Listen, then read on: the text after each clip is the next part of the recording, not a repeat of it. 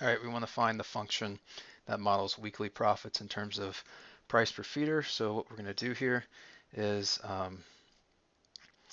in terms of feeder price.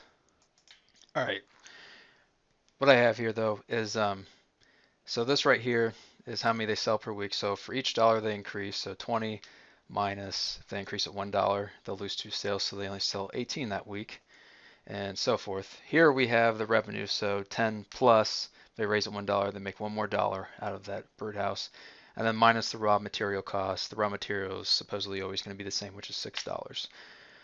So what I'm going to go ahead and do here is simplify this just a little bit more. So 2p, and this becomes 4 plus p. So we're going to end up with 80 plus 20p minus 8p minus 2p squared. 80 plus 12p minus 2p squared. Okay, so I can simplify this, divide through by 2, I get 40 plus 6p minus p squared equals 0. So so this is the function. But what I want to find is how to maximize profits, so I'm going to do negative b over 2a.